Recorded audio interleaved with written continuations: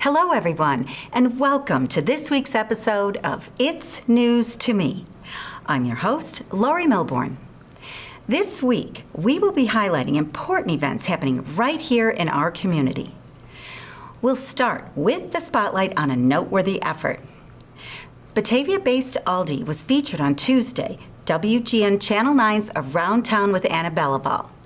It is Aldi's second annual disaster relief event, Feeding America, extending to Houston, Puerto Rico, Florida, and more, according to the news report.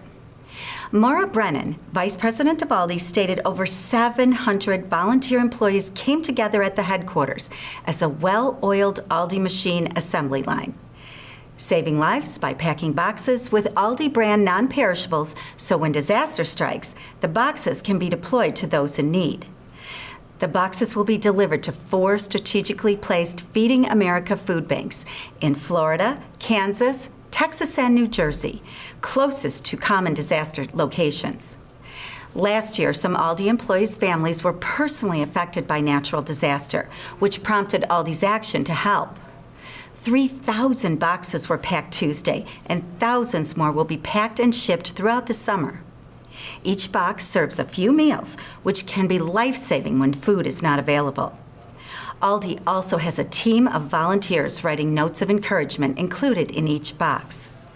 Batavia is proud to have Aldi's headquarters in town and grateful for the hard work and compassion they express through their action to humanity.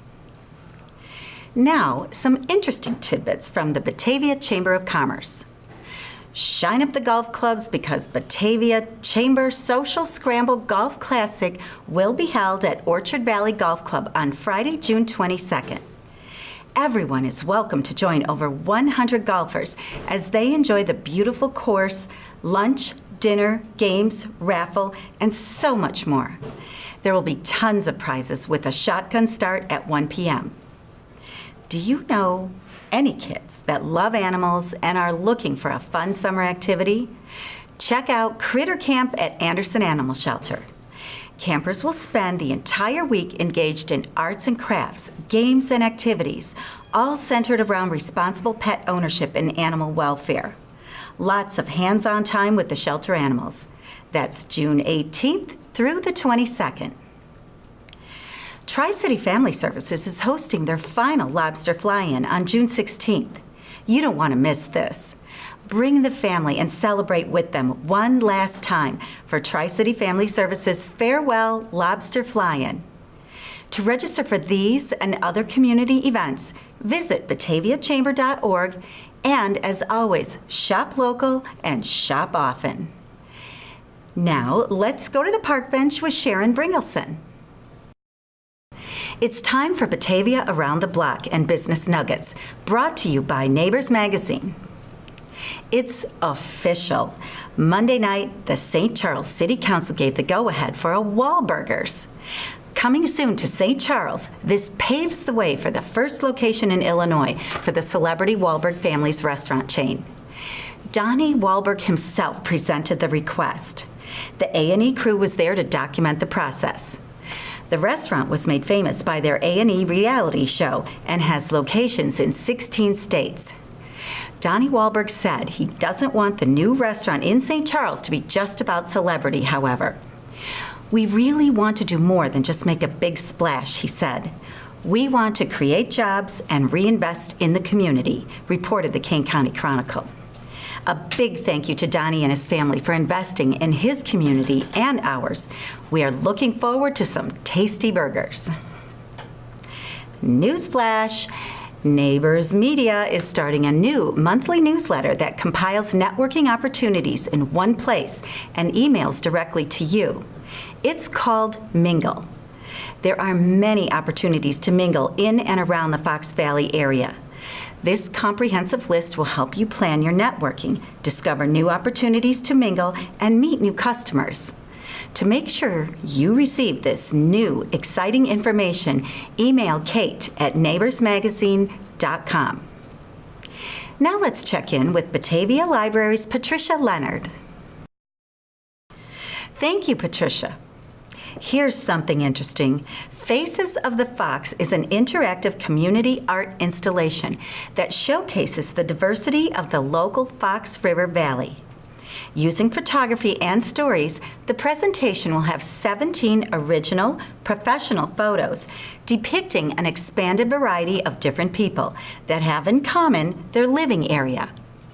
Among those invited to participate as a face are the widest possible range of people, representing as many different variations of the human spirit as possible, including, but not limited to, people who are diverse, racially, ethnically, educationally, economically, religiously, mentally, physically, emotionally, sexually, and in their gender identification.